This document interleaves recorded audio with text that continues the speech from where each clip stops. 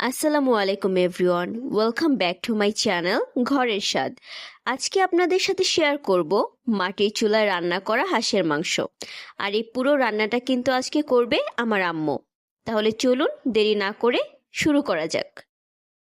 নিয়ে নিয়েছি 1 কেজি পরিমাণ হাঁসের মাংস এবং তাতে দিয়ে দিয়েছি 3টি তেজপাতা, 2 পিস দারচিনি, 4-5 পিস এলাচ। আরও দিয়ে দিচ্ছি 2 টেবিল চামচ হলুদ গুঁড়ো, 1.5 টেবিল চামচ পরিমাণ লবণ।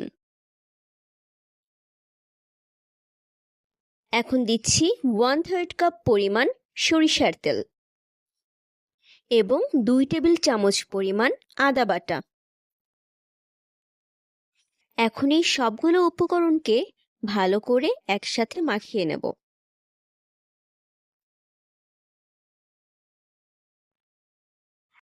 মাংসটা এই পর্যায়ে মেরিনেট হতে রেখে দিয়ে এখন মাটির চুলায় দিয়ে দেব কড়াই। দিয়ে দিচ্ছি পরিমাণ মতো তেল। তেলটা একটু গরম হলে তাতে দিয়ে দিচ্ছি পেঁয়াজ কুচি।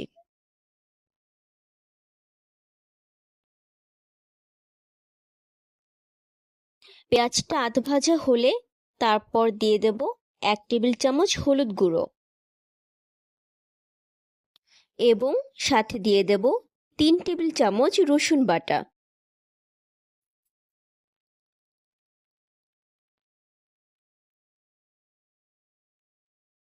দিয়ে দিচ্ছি 2 টেবিল চামচ জিরা বাটা। মশলাগুলো যেন পুড়ে না যায় সেদিকে খেয়াল রাখতে হবে। এবং এখন দিয়ে দেব 2 টেবিল চামচ পরিমাণ আদা বাটা। এখন এর মধ্যে দিয়ে দিচ্ছি শুকনো মরিচ বাটা।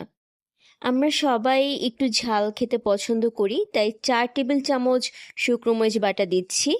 সাথে দিচ্ছি 1 টেবিল চামচ লবণ। দিয়ে আবারও ভালো করে মিশ্রণটা নেড়ে চেড়ে নেব। আর মশলাটা যেন পুড়ে না যায় সেদিকে খেয়াল রাখতে হবে। মশলাটাকে এখন ভালো করে কষিয়ে নেব। আর কষিয়ে নেওয়ার এই পর্যায়ে দিয়ে দেব 2 টেবিল চামচ হলুদের গুঁড়া।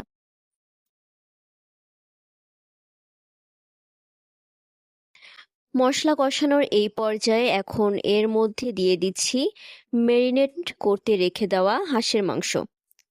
মশলার সাথে সাথে এখন মাংসটাকেও সময় নিয়ে কষাতে হবে।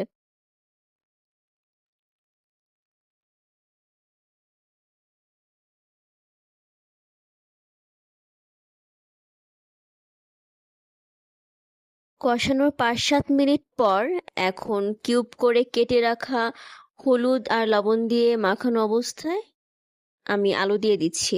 আলুটা কেউ চাইলে স্কিপ করতে পারে। আলু এবং মাংস সিদ্ধ হওয়ার জন্য এখন দিয়ে দেব 1/2 কাপ পরিমাণ পানি।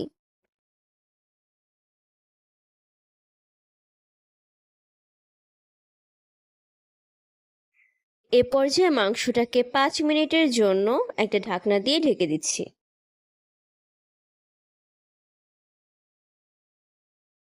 5 মিনিট পর ঢাকনাটা তুলে আবার ভালো করে নেড়ে ছেড়ে নেব।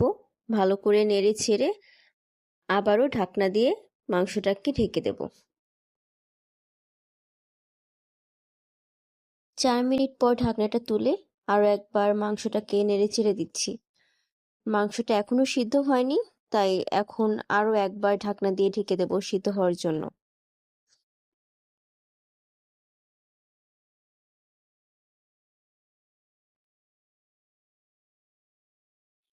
আলু এবং মাংস সিদ্ধ হয়ে গেছে। এখন রান্নাটাকে ভালো করে নেড়ে চেড়ে নিচ্ছি।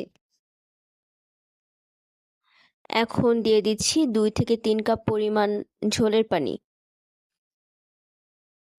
এই পর্যায়ে আর তেমন কিছু করার নেই, ভালো করে নেড়ে চেড়ে রেখে দেবো ঝোলের পানিটা টানানোর জন্য।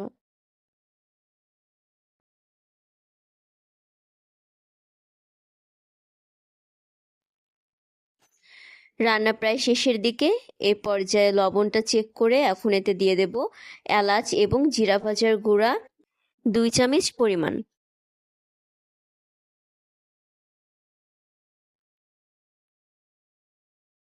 আমাদের হাঁসের মাংস রান্না রেডি হয়ে গেছে। এখন একটা পাত্রে মাংসটা তুলে নেব। দেখুন মাংসটা দেখতেই কত লোভনীয় লাগছে। এখন ছিদ রুটি বা গরম গরম ভাত দিয়ে মাংসটা পরিবেশন করার পালা। এমন মজার মজার রান্নার ভিডিও পেতে আমাদের চ্যানেলটি সাবস্ক্রাইব করতে ভুলবেন না।